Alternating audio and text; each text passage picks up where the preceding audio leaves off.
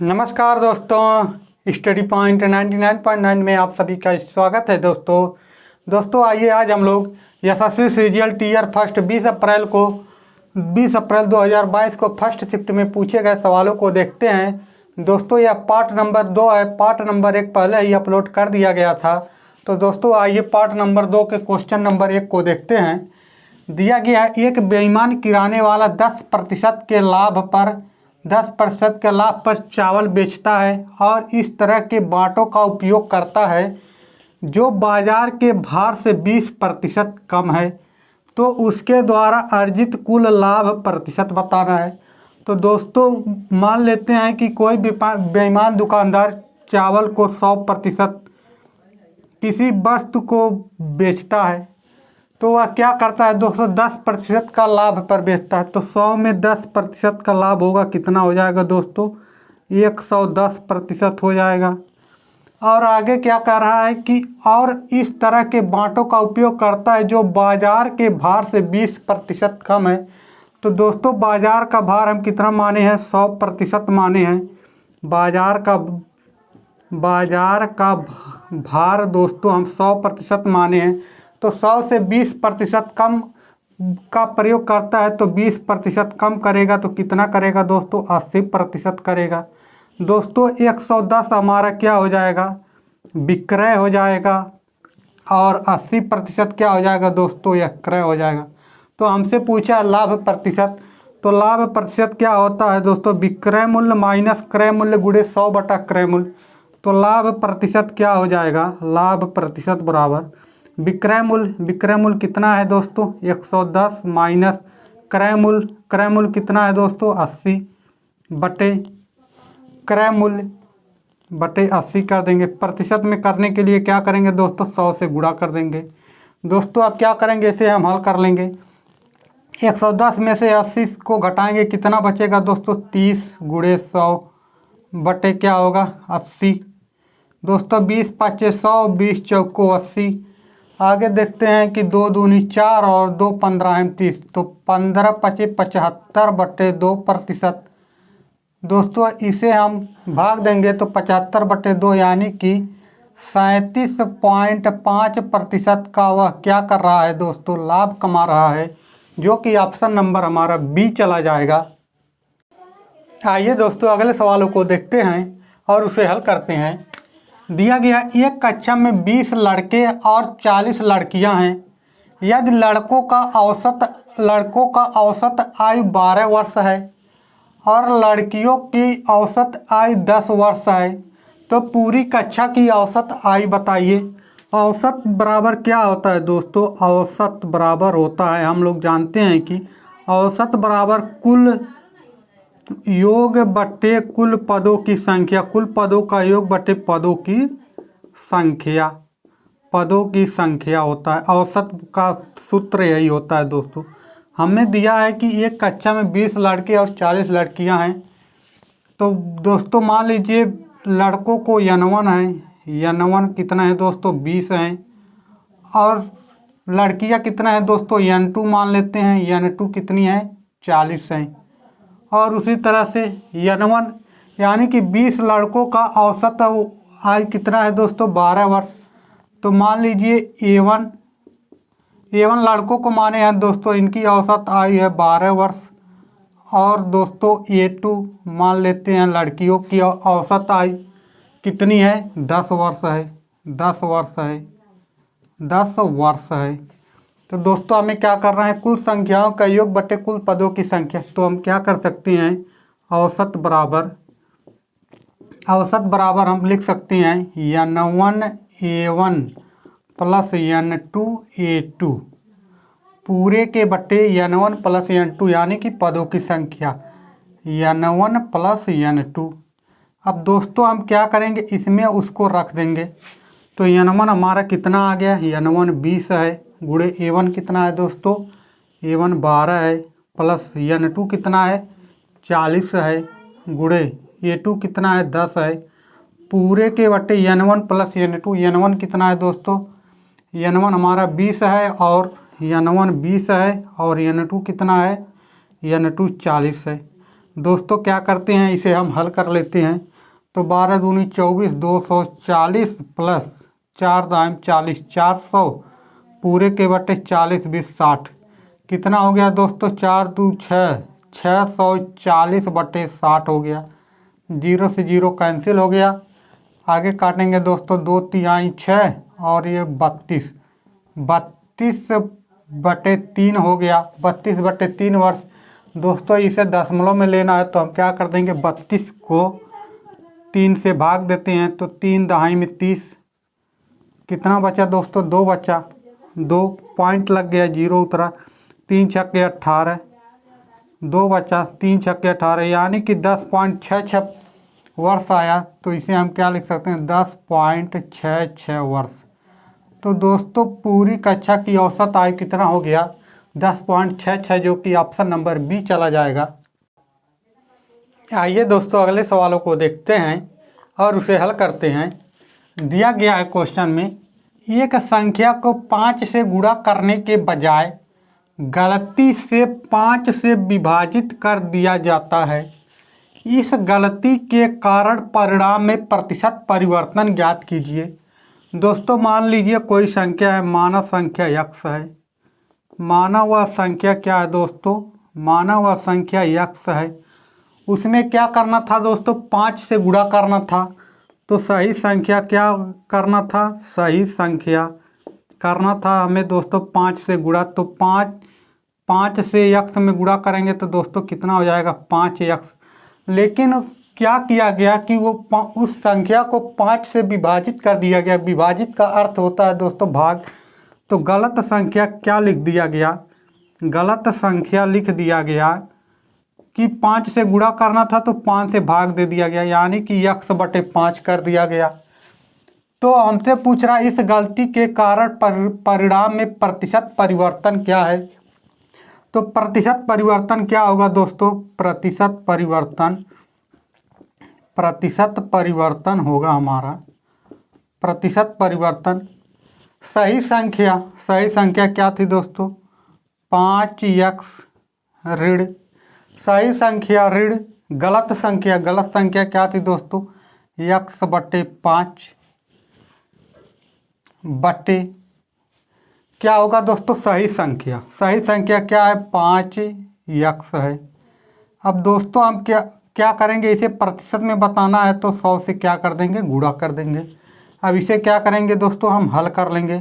तो 5 पचे 25, x में से एक x गया, कितना बचा? 24x बटे 5 पूरे के बटे कितना है दोस्तों? 5x, इसके बटे 1 हम कर सकते हैं। और ये क्या है दोस्तों? बाहर कोष्टक के बाहर 100 है। अब इसे हल करेंगे दोस्तों तो कितना होगा? 24x गुणे 100 बटे 1 ऊपर चला जाएगा तो 24 का नहीं 24, ये 5 पचे 25x, x से x कैंसिल, 25 चौको 100, 24 चौको 96%। 96% परिवर्तन होगा, जो कि ऑप्शन नंबर हमारा सी चला जाएगा। आइए दोस्तों अगले सवालों को देखते हैं। दिया गया क्वेश्चन में, राजन ने मनोज को 400 रुपये, मनोज को कितना दे रहा है दोस्तों? 400 रुपये, और अजय को 100 रुपये समान ब्याज दर पर 4 वर्ष के लिए उधार दिए, और ब्याज के रूप में दोनों से एक साथ 60 रुपये प्राप्त किए। साधारण ब्याज की दर ज्ञात कीजिए जब साधारण ब्याज की गणना की जा रही है। दोस्तों कौन है? राजन। दो लोगों को, एक मनोज है, मनोज को कितना दे रहा है? मनोज को 400 रुपये दे रहा है, और किसी अजय को कितना दे रहा है दोस्तों? अजय को दे रहा है 100 रुपये। समान ब्याज दर पर 4 वर्षों के लिए। समय कितना है दोस्तों? समय हमारा है, समय 4 वर्ष है, समय 4 वर्ष है। दर मान लेते हैं दोस्तों, दर हमारा x है, दर हमारा x है। तो दोस्तों हम जानते हैं कि साधारण ब्याज बराबर क्या होता है? सिंपल इंटरेस्ट बराबर PRT बटे 100 होता है, जहाँ पर P का मान P इक्वल टू मूलधन R फॉर रेट दर, T फॉर टाइम समय पूरे बटे 100। तो मनोज का मूलधन कितना हो गया दोस्तों? 400, समय कितना है दोस्तों 4 वर्ष। पी आर कितना है दोस्तों x है और टी कितना है 4। पूरे के बटे कितना होगा दोस्तों 100। प्लस अजय को भी क्या करेंगे, अजय का मूलधन 100 है। टाइम कितना है दोस्तों 4 वर्ष और दर कितना है दोस्तों x पूरे के बटे 100। दोनों के योग कह रहा है कि ब्याज के रूप में दोनों से एक साथ, तो दोनों के योग से कितना प्राप्त कर रहा है ब्याज 60 रुपये प्राप्त कर रहा है। तो हमसे पूछ रहा है ब्याज कितना होगा दोस्तों। 0 से 0 कैंसिल हो गया, इधर भी 0 से 0 कैंसिल। कितना बचा दोस्तों 4 चौके 16 are 16x plus 4x equal to कितना हो गया दोस्तों 60। तो 16 4 20 x बराबर 60 हो गया। तो x बराबर कितना होगा दोस्तों 60 बटे 20 होगा। इसे हम काटेंगे तो 20 तिहाई 60। तो x बराबर कितना आ जाएगा 3% आ जाएगा। x जो कि हम दर माने हैं तो x 3% होगा, जो कि ऑप्शन नंबर हमारा बी, ऑप्शन नंबर बी नहीं लिखे हैं। तो दोस्तों ऑप्शन नंबर बी हमारा 3% सही हो जाएगा। आइए दोस्तों अगले सवाल को देखते हैं और उसे हल करते हैं। दिया गया है यदि एक बेलन की त्रिज्या में 8% की कमी की जाती है और जबकि ऊंचाई में 4% की क्या की जा रही है दोस्तों वृद्धि की जाती है, तो इसके आयतन पर क्या प्रभाव पड़ेगा। हम जानते हैं दोस्तों कि बेलन का आयतन क्या होता है। बेलन का आयतन बराबर होता है, बेलन का आयतन पाई आर स्क्वायर एच, जहाँ पर एच फॉर हाइट हो गया जो कि ऊंचाई है और आर फॉर त्रिज्या हो गया, त्रिज्या है। बेलन का आयतन यही होता है दोस्तों। अब आइए मानते हैं कि बेलन की त्रिज्या में 8% की कमी और ऊंचाई में 4% की वृद्धि की जा रही है। तो दोस्तों मान लेते हैं बेलन की त्रिज्या जो है वह कितना है 100% है और ऊंचाई भी कितनी है दोस्तों 100% है। 100% क्यों मानते हैं दोस्तों कि हल करने में आसानी होती है। तो बेलन की त्रिज्या में 8% की कमी की जा रही है दोस्तों। तो 8% की कमी होगी तो कितना होगा 100 में से 8% घटाएंगे 92%। क्योंकि यह त्रिज्या है आर स्क्वायर तो 2 बार घटेगा, इधर भी 8% घटेगा, कितना आ जाएगा दोस्तों 92%। इक्वल टू कर लेते हैं। और ऊंचाई में कितने की वृद्धि की जा रही है दोस्तों 4% की वृद्धि की जा रही है। तो कितना हो जाएगा 104% हो जाएगा।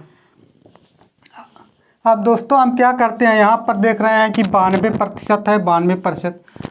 अगर दोस्तों कहीं पर ऐसा कंडीशन आता है तो हम क्या करते हैं आपस में गुणा करा देते हैं। तो 92 गुणे 92 करेंगे कितना होगा 92 गुणे 92, 2 दूनी 4, 2 9 18, 9 दूनी 18, 9 9 81, 1 82। दोस्तों ये कितना होगा 4 8 8 16, 2 1 3 1 4 8, कितना आया दोस्तों 84 64 आया। आपस में गुणा कराएं तो 84 64 आया। जब गुणा करा देते हैं तो दोस्तों इकाई तरफ से 2 अंक, चूँकि 2 संख्या है तो 2 अंक पर दशमलव लगा देंगे इकाई तरफ से। तो 84.64% हो गया। अब आगे दोस्तों ऊंचाई, इसमें ऊंचाई का भी क्या है गुणा है, तो ऊंचाई का भी क्या कर देंगे गुणा कर देंगे।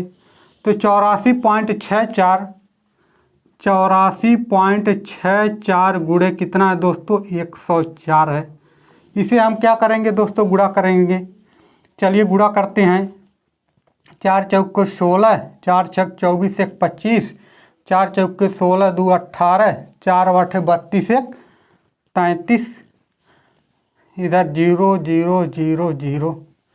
अब दोस्तों 1 4 4 और 1 6 6, 1 4 4, 1 8 8। क्या करेंगे अब इसे जोड़ लेंगे। 6 5 8 4 12, 6 3 9 1 10, 4 3 7 1 8 8। दोस्तों हम देख रहे हैं कि इकाई तरफ से ऊपर 2 अंक पर दशमलव 1 2, 2 अंक पर दशमलव लगा दिए, कितना बचा 88 0.56%।